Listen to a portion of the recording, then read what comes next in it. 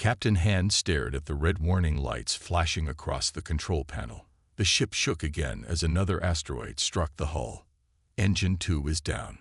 Hull breach in Cargo Bay 3. Jun shouted from the engineering station.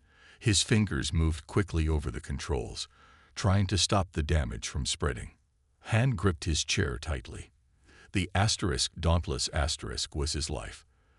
The small trading ship wasn't fancy, but it had been his home for 10 years. Now it was falling apart around him. "We need to land," Han said, looking at the planet below them. "Sue, what do we know about that planet?" Sue checked her screen. "It's called Tartarus. Very few people have landed there and lived. The air is breathable, but there are dangerous animals everywhere." Han didn't have a choice. The ship wouldn't make it to the next space station. "Prepare for emergency landing," he ordered. The Dauntless shook and screamed as it fell through the planet's sky. Jun worked to keep the remaining engine from exploding. Sue called out altitude readings as they dropped. Han fought with the controls, trying to find a flat place to land. With a horrible crash and screech of metal, the ship hit the ground and slid for half a mile before stopping. "Everyone okay?" Han asked, checking himself for injuries. "Alive," Jun said, wiping blood from a cut on his forehead. "I'm okay," Sue reported, "but the ship isn't. We need parts to fix it." Han looked out the window at the strange planet. The sky was a dark red. Tall, sharp rocks stuck up from the ground like teeth. Nothing grew except for some black, twisted plants. "I'll go look for materials," Han said, grabbing his emergency pack and gun. "You two start checking what we need to fix." "Be careful," Sue warned. "The reports say the worst things here are called deathworms. They're huge and very dangerous." Han nodded and put on his breathing mask. The air might be breathable, but it smelled like rotten eggs. He stepped outside and felt the hot wind hit him. This was a bad place. For 2 hours, Han searched the rocky ground for anything useful. He found some metal from old crashes that might work for repairs. As he was picking up a piece of strong-looking metal, he heard a strange sound, like a wet, angry growl. Han turned slowly. 20 feet away, a huge hole opened in the ground. Something was coming out. First, he saw what looked like a giant mouth full of spinning teeth. Then a long, armored body followed, thick as a tree trunk and covered in hard plates. A deathworm. Han froze. The creature was at least 30 feet long. Its body was dark red with black stripes. It moved like a snake but had small, clawed legs along its sides. The front end opened into a mouth that could swallow Han whole. The deathworm didn't see him yet. It was focused on something under a pile of rocks. Han knew he should run, but curiosity kept him watching. The huge worm was trying to pull something out from under the rocks. With a shock, Han realized it was a smaller deathworm, a baby, maybe, trapped under the fallen stones. The big one couldn't move the rocks to free it. After a few minutes, the adult deathworm gave up. It made a sad, rumbling sound and then crawled away, leaving the young one behind. Han knew he should get back to the ship with his materials. This wasn't his problem. But the small deathworm made a pitiful crying sound that somehow touched him. "I must be crazy," Han muttered as he carefully approached the trapped creature. It was only about 6 feet long, tiny compared to the adult. When it saw Han, it hissed weakly. Using a metal bar as a lever, Han carefully moved the rocks off the young deathworm. Its body had a deep cut, and some clear fluid was leaking out. Han took out his water and, against all common sense, poured some on the creature's wound. Then he offered it some of his food rations. The small deathworm sniffed the food, then quickly ate it. To Han's surprise, the creature didn't attack. Instead, it made a purring sound and moved closer to him. "Don't follow me," Han said as he picked up his materials and started walking back to the ship. But the young deathworm did follow, keeping close behind him like a strange, deadly pet. When Han reached the ship, Jun looked out the window and nearly fell over in shock. Han, behind you, he yelled through the intercom. I know, Han replied calmly. I think I just adopted a deathworm. I'm going to call him Jeff. You're crazy.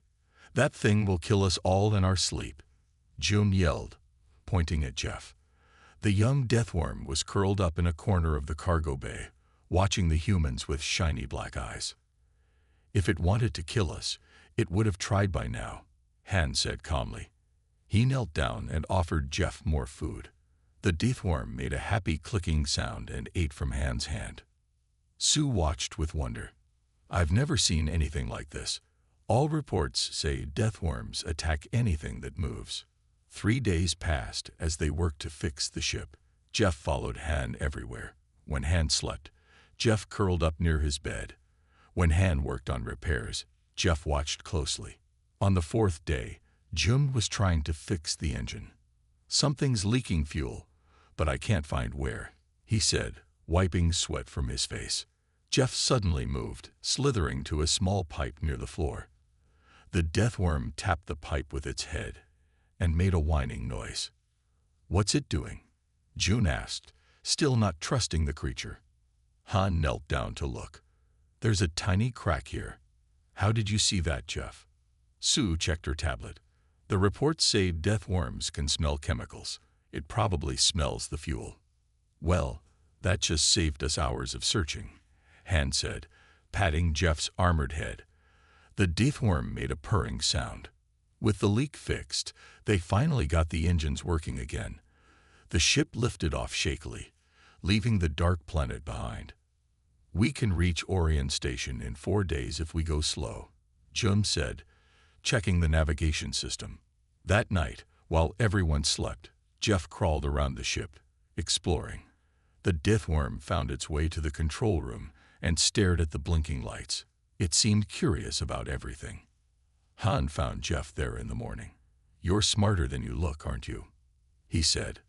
Over the next few days, Han tried teaching Jeff simple commands.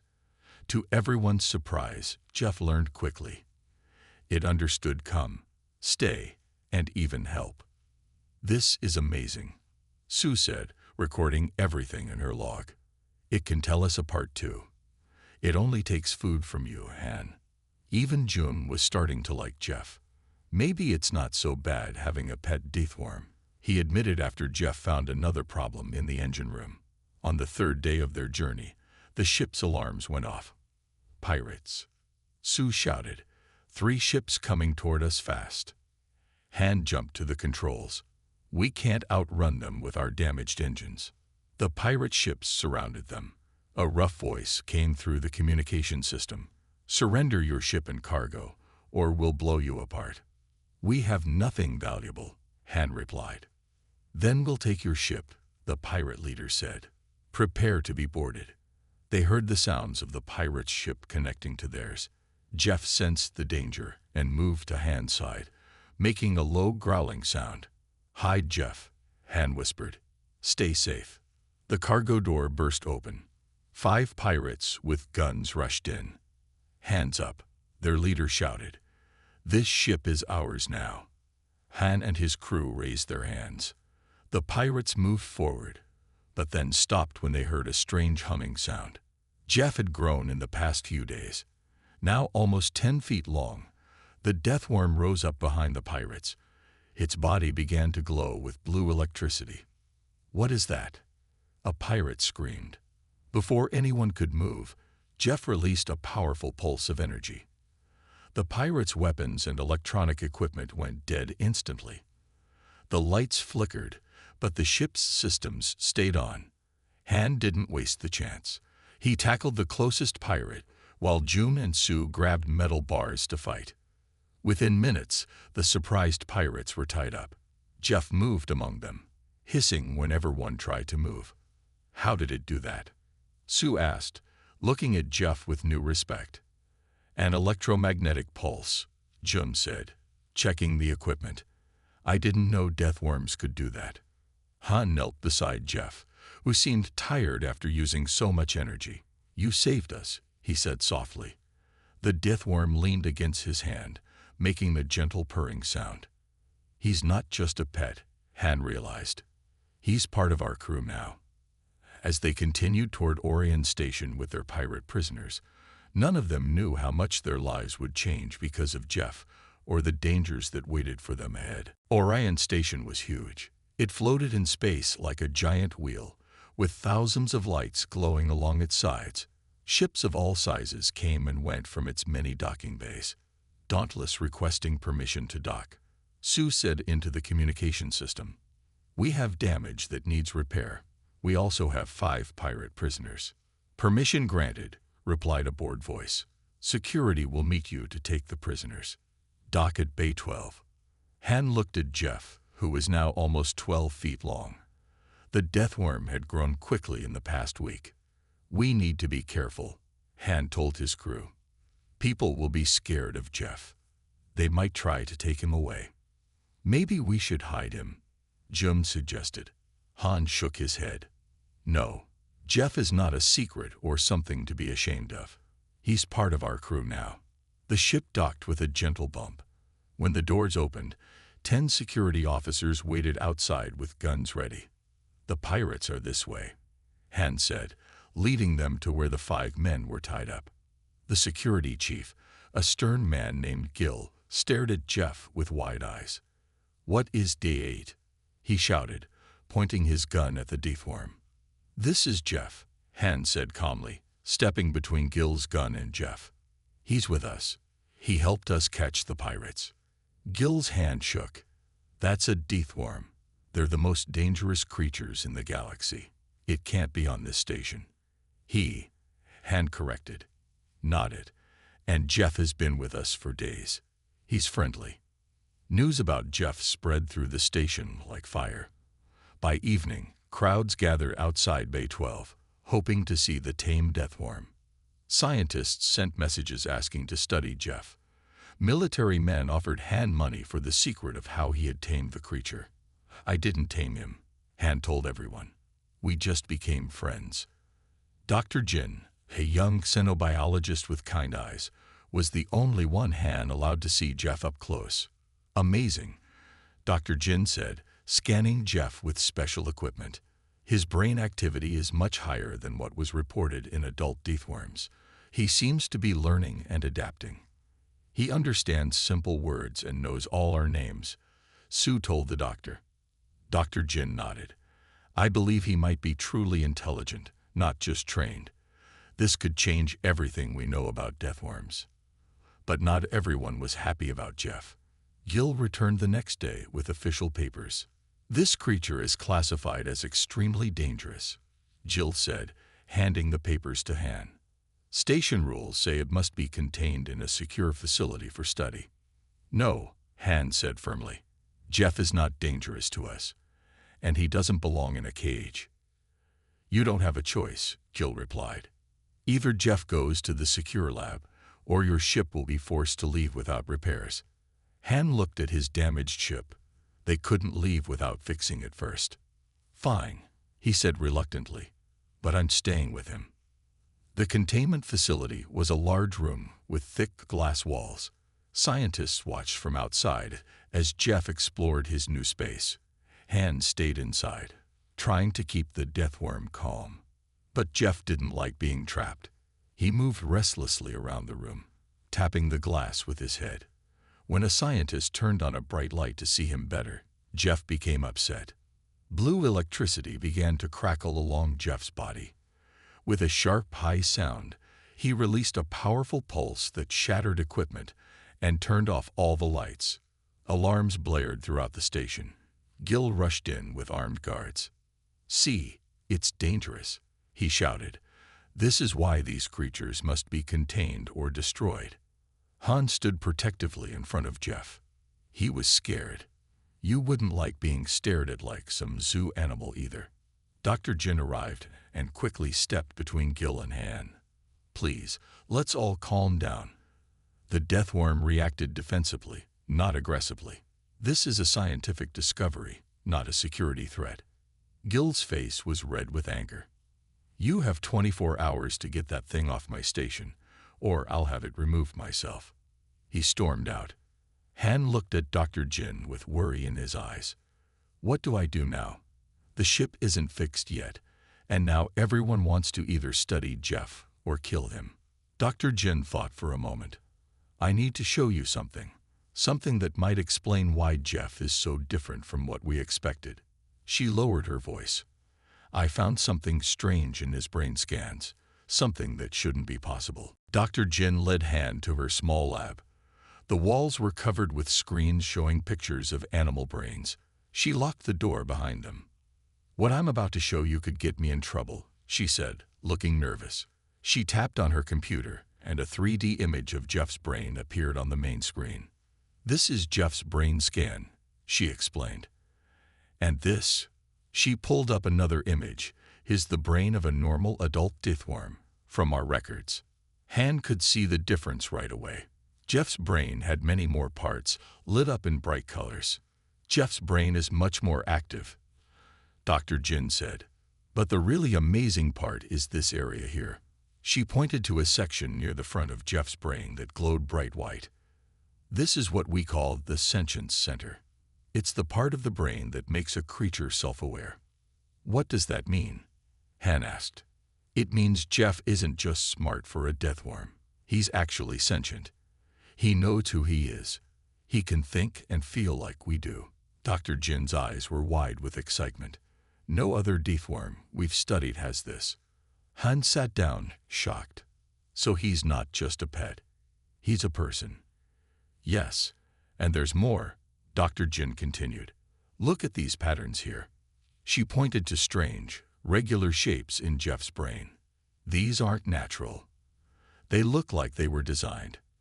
Designed? By who? Han asked. I think the deathworms might have been created by someone, Dr. Jin said quietly. An advanced civilization that lived long ago. They made the deathworms as guardians or helpers. That would explain the electromagnetic pulse ability. It's too perfect to be natural. Han thought about Jeff, how quickly he learned, how he protected them. It made sense. But if all deathworms were made to be smart, why aren't they all like Jeff? He asked. Dr. Jin frowned. I think something went wrong. Maybe the creators disappeared. Maybe the deathworms lived in the wild too long and lost their intelligence. But Jeff, she smiled. Jeff is special. Being with humans might have awakened what was always inside him. A loud knock on the door made them both jump. Sue's voice came through. Han, Gil is coming with a team to take Jeff. We need to go now. They rushed back to the containment room. June was already there, trying to calm Jeff, who could sense something was wrong. I've paid for emergency repairs, June told Han. The ship can fly, but it won't get far. We can't leave yet, Han said. He looked at Dr. Jin. Can you help us hide Jeff until we figure this out? Dr. Jin bit her lip, thinking hard. There's an old research section that's closed for repairs. We could hide him there for a while. They quickly moved Jeff through back hallways to avoid being seen. The old research area was dusty and dark, with broken equipment everywhere. Stay here, Han told Jeff, who seemed to understand the danger. We'll come back soon. As they left, they heard shouting from the main hallway. Jill and his security team were searching for Jeff. We need a plan, Han said when they were safely back on their ship. We can't run, and we can't let them take Jeff. Maybe we can prove Jeff is sentient, Sue suggested. If he's a thinking being, they can't just treat him like an animal. It would take too long, Dr. Jin said. Gil doesn't care about science. He just wants the station safe.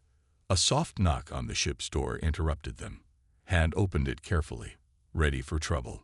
Instead, a tall, well-dressed man stood there. He had perfect hair and a smile that didn't reach his eyes. Captain Han, the man asked smoothly. My name is Da. I represent Nexus Corporation. He handed Han a shiny business card. I believe we can help each other with your deathworm problem. How do you know about Jeff?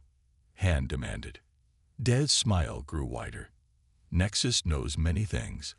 We've been watching you since you landed. We have a proposal that could solve all your problems. He lowered his voice. And make you very, very rich. Han didn't trust the man's smile, but they were running out of options. I'm listening, he said. Day nodded. Good. But first, you should know that what I'm about to offer you will change the galaxy forever. The question is, are you ready to make a deal with Doom? Han studied Day's face carefully. The man from Nexus Corporation sat comfortably in the small meeting room of the Dauntless Asterisk, looking like he owned the place. So what's this offer? Han asked, keeping his voice steady. Sue and Jun stood nearby, watching Da with untrusting eyes.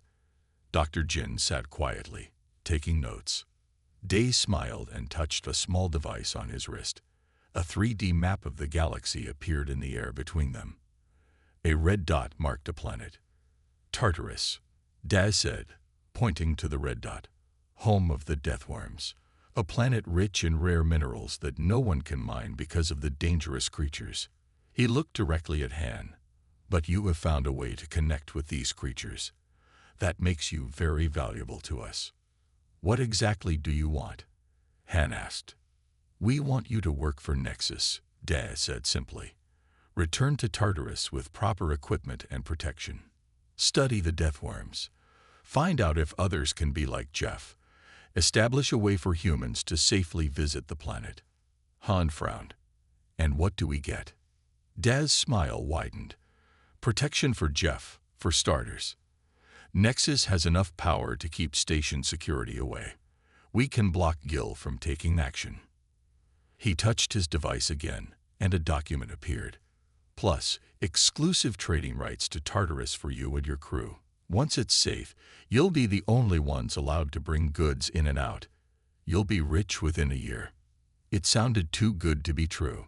Han looked at his crew. Jun seemed interested. Sue looked suspicious. Dr. Jin was hard to read. Why would Nexus offer so much? Sue asked. What do you really want? Day spread his hands. Nexus is the largest trading company in the galaxy. We want to open new markets. Tartarus has resources worth trillions. We're willing to invest in making it accessible. Han thought about their options. Gil would be back soon. The ship wasn't fully repaired. They couldn't run.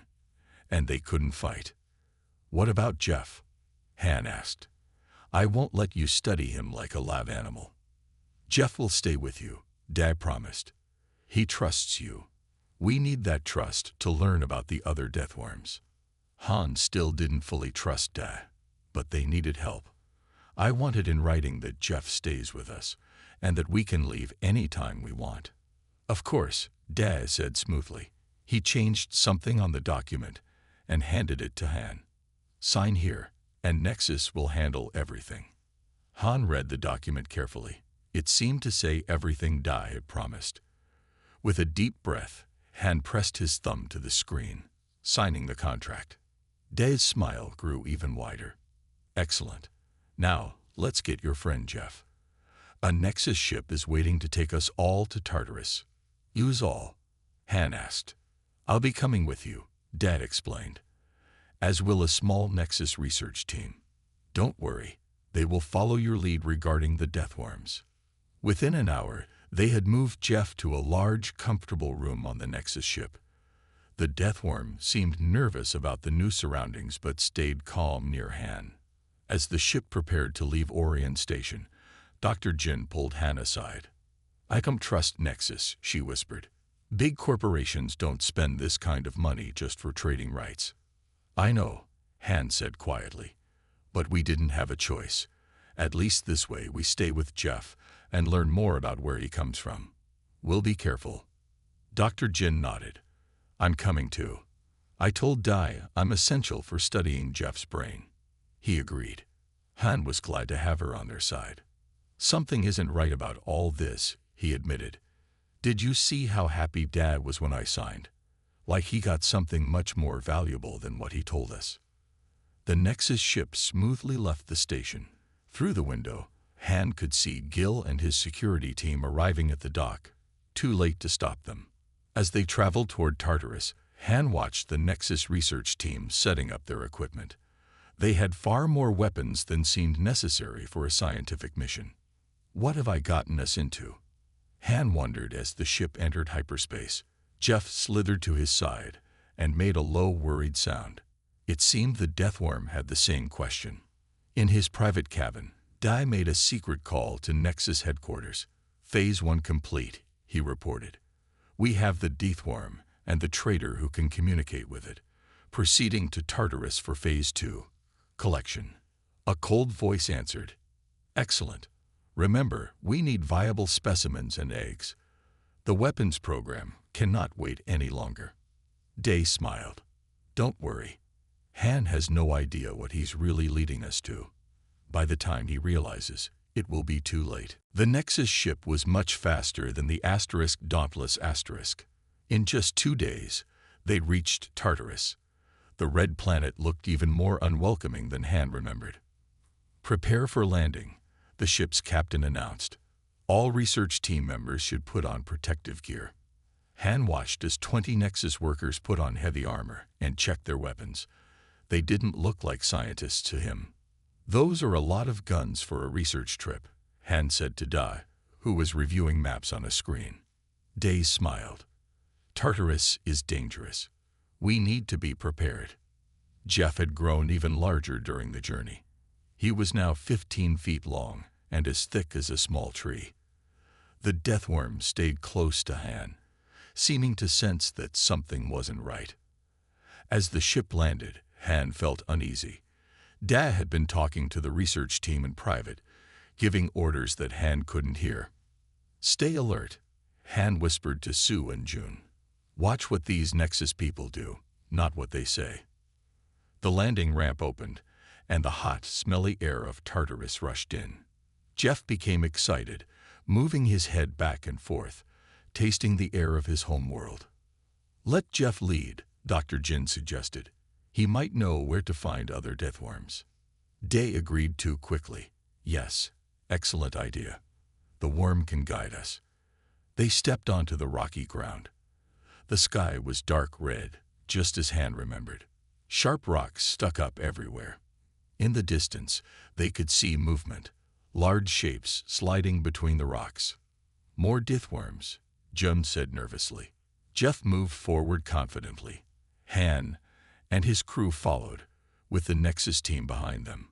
Jeff led them to a large hole in the ground, big enough for a small ship to enter. A tunnel system, Dr. Jin said, scanning the hole with her equipment. It goes deep underground. The readings show many large open spaces down there. Let's go, Day ordered. The Nexus team turned on powerful lights and entered the tunnel. The tunnel sloped down steeply. The walls were smooth, as if melted by acid. After walking for 20 minutes, they entered a huge cave. The ceiling was so high they couldn't see it with their lights. Jeff made excited sounds and moved faster. Soon they saw what had gotten the Deathworm so excited. The cave floor opened into a massive underground lake. Around the lake were hundreds of Deathworms of all sizes. Amazing, Dr. Jin whispered. It's a colony. Han watched in wonder as the Deathworms moved around the lake. Some were drinking. Others were carrying strange, glowing plants. Smaller ones played together like puppies. Jeff made a loud, rumbling noise.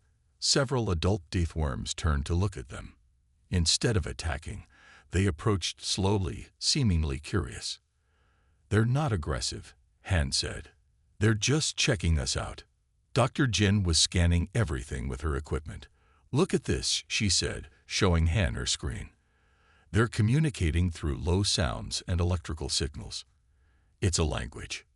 Han noticed that the Nexus team had spread out around the cave. Some were taking samples of the water and plants. Others were setting up strange equipment.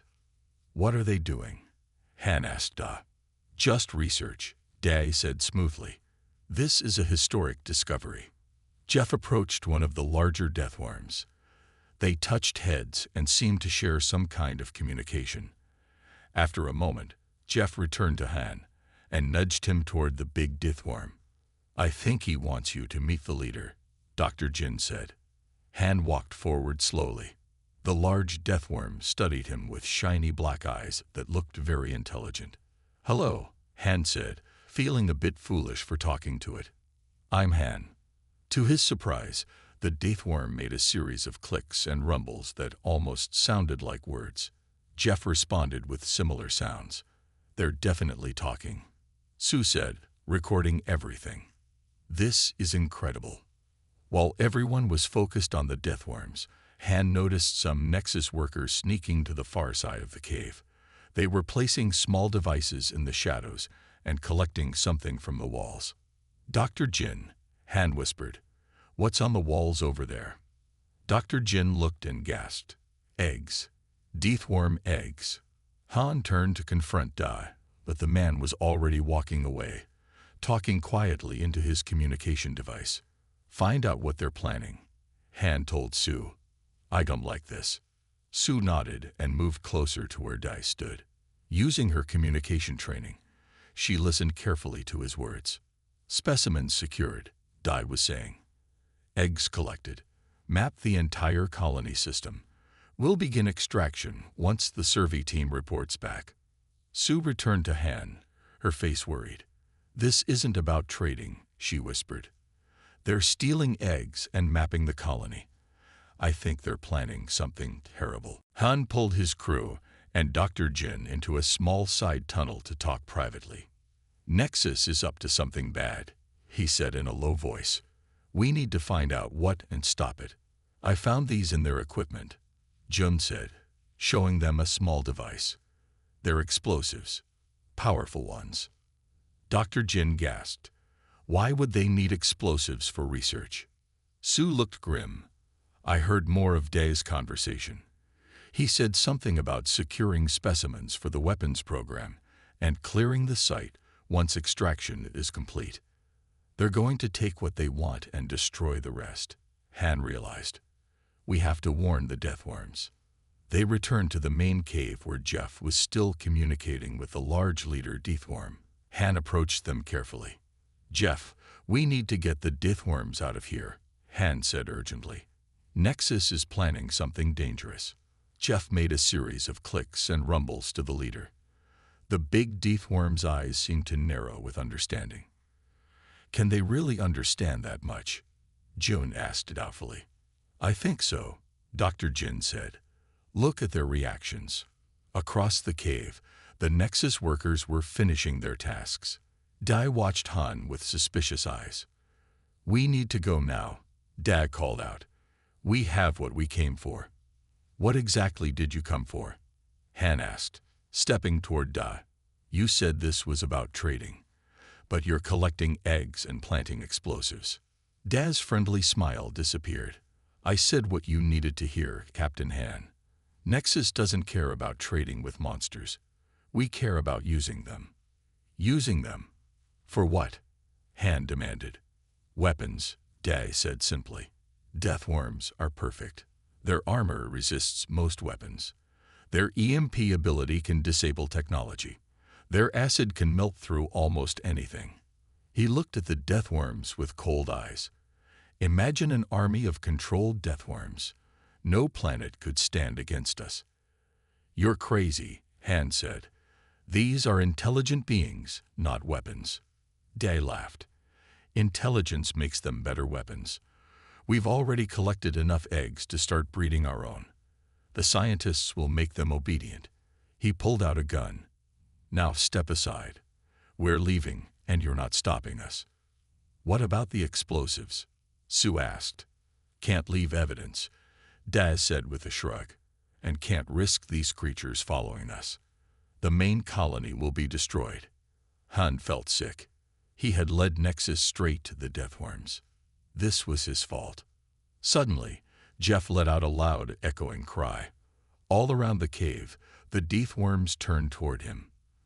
The leader made a series of sharp clicks and rumbles. As one, the deathworms began to move.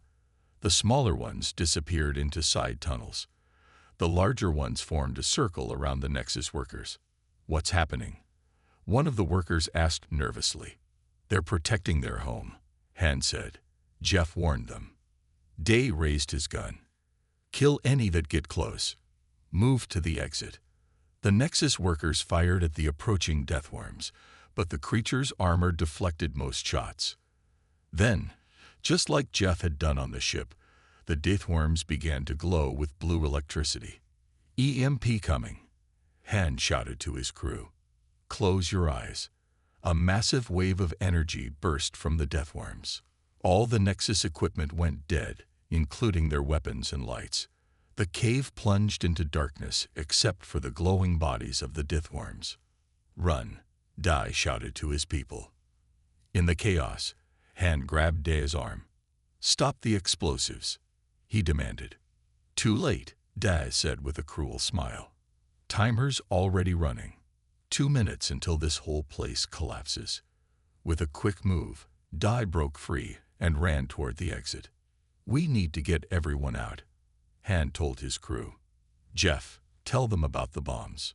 Jeff communicated with the leader, who immediately sent out a loud call. The deathworms began moving toward various tunnels, clearing the main cave. This way, Dr. Jin called, pointing to a side tunnel. My scanner showed it leads up to the surface. As they ran, they felt the first explosion shake the cave. Rocks began to fall from the ceiling. Hurry, Han shouted. They raced through the tunnel as more explosions went off behind them. Jeff and several other deathworms moved with them, helping clear fallen rocks from their path. When they finally reached the surface, they saw the Nexus ship taking off. They left us, Jun said in disbelief. But they didn't get all the eggs, Sue pointed out. I saw Day carrying only one container. The rest must have been left behind when the EMPs went off. They watched as hundreds of deathworms emerged from various holes in the ground. The colony had survived, though their main cave was destroyed. What do we do now? Jun asked. We're stuck on Tartarus with no ship. Not quite, Han said, pointing to where the leader deathworm was approaching with something in its mouth.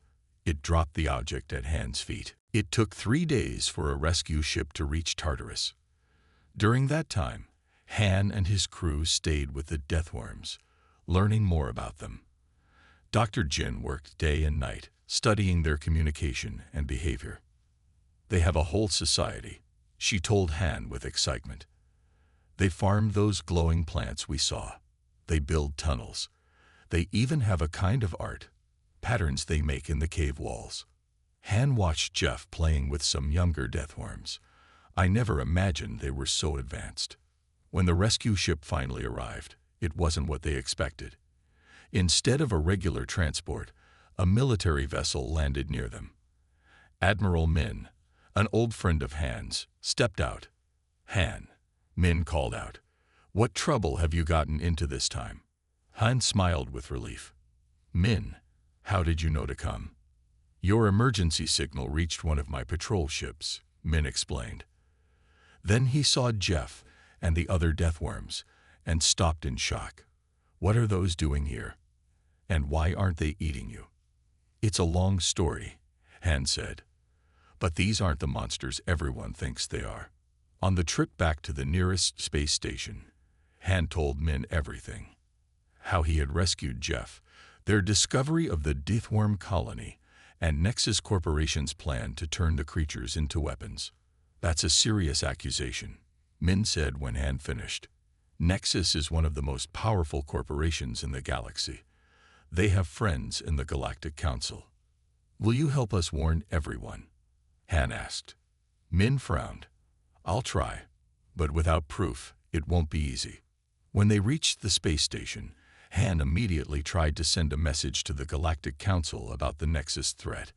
But no one would listen to a small-time trader with wild stories about intelligent deathworms.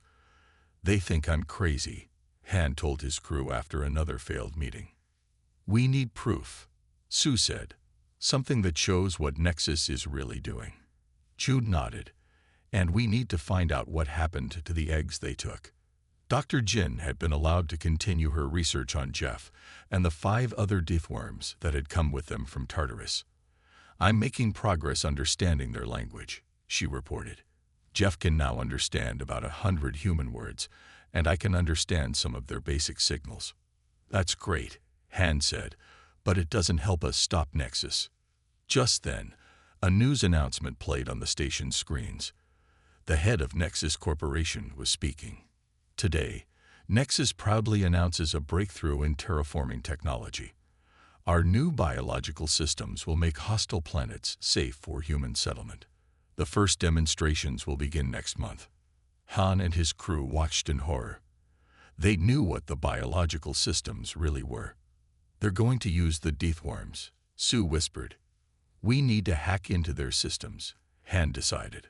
Find out exactly what they're planning. Ta, their navigator who was skilled with computers, stepped forward. I can try, but Nexus has strong security. Do whatever you can, Han told him. For 2 days, Ta worked nonstop. Finally, he called everyone to look at his screen. I got in, he said, his eyes wide with fear. It's worse than we thought. The screen showed plans for Project Terraformer. Nexus had already created dozens of baby deathworms from the eggs they stole. But they had changed them, adding control devices to their brains and modifying their DNA. They're planning to drop them on planets owned by rival corporations, Tai explained. The deathworms will destroy everything, and then Nexus will offer to save the planets for a price. It's not just business, Dr. Jin said, looking sick. It's biological terrorism. They plan to release the first batch in 2 weeks, Tai added, on Rigel Prime, a mining colony. Han felt cold with fear. Rigel Prime had over 1 million people. If the modified deathworms were released there, we have to stop them, he said. But how?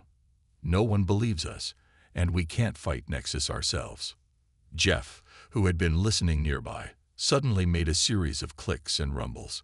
He moved to Han's side and nudged him gently. Dr. Jin's eyes widened. I think Jeff is suggesting something. He's been communicating with the other deathworms. They have an idea. What kind of idea? Han asked. Dr. Jin listened to Jeff's sounds and watched his electrical signals. He's saying they can help. The deathworms have a way to disable the control devices Nexus is using, but we need to go back to Tartarus first. Han looked at his old friend, Admiral Min. Will you help us? We need a ship and protection. Min was quiet for a long moment. Then he nodded slowly. What you're suggesting is practically a mutiny. But if you're right about Nexus, he straightened his uniform. My patrol fleet is at your service, Captain Han. Han stood on the bridge of Admiral Min's command ship, looking at the stars. 3 days had passed since they left the space station.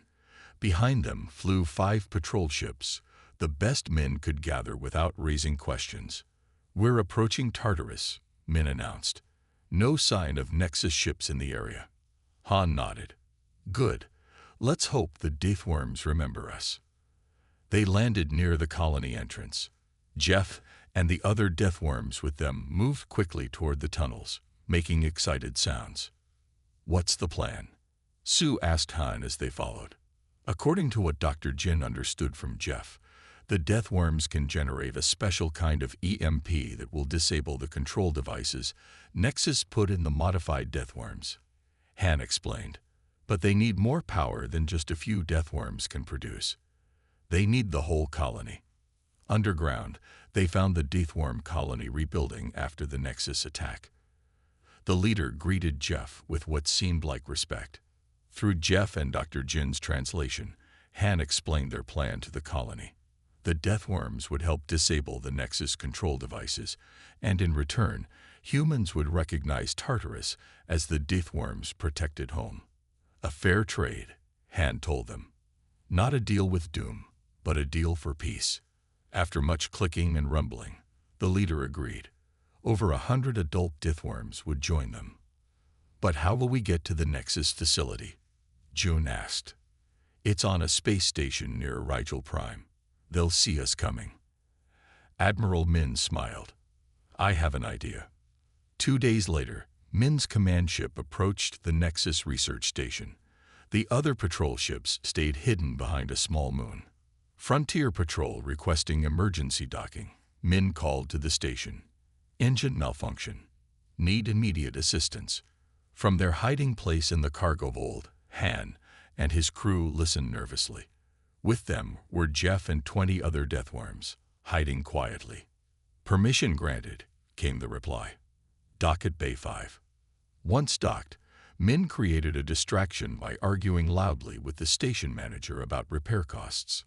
Meanwhile, Han, Sue, and Jum slipped out with the deathworms, heading for the research labs.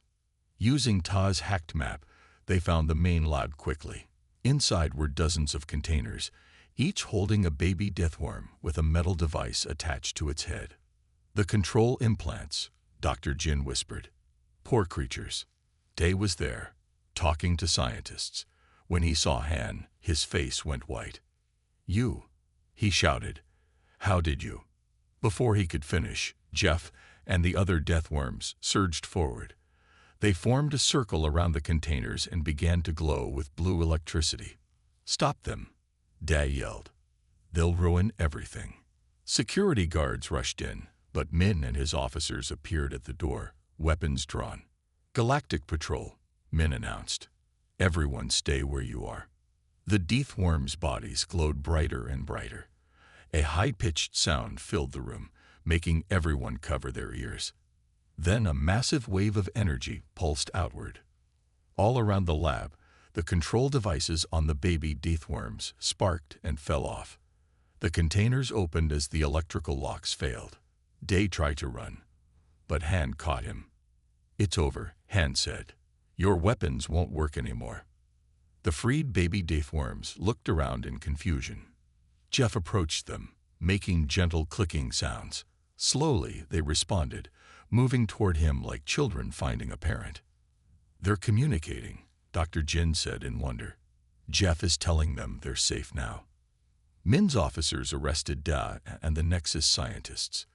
This is enough evidence to bring before the Galactic Council, Min said.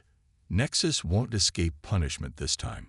1 week later, Han stood before the Galactic Council. Jeff was beside him, now officially recognized as the ambassador of the deathworm species. The creatures we call monsters have proven to be intelligent beings, Han told the council. They deserve our respect and protection, not our fear. The council voted to make Tartarus a protected planet, with Han as the official human liaison. The deathworms would share their knowledge of the planet's rare minerals, and humans would share technology and protection. As they left the council chamber, Han looked at Jeff. Not bad for a pet deathworm, he said with a smile. Jeff made a sound that almost seemed like laughter. Back on the Dauntless Asterisk, now fully repaired, Sue asked Han, "What will you do now? You could retire with the reward the council gave you." Han patted Jeff's armored head. "I think we have more exploring to do. The galaxy is full of misunderstood creatures. Maybe we can find them before someone like Nexus does." As the Dauntless Asterisk lifted off, heading for the stars, Han realized something important. Sometimes, the greatest discoveries weren't new planets or valuable minerals. Sometimes, they were friends found in the most unexpected places.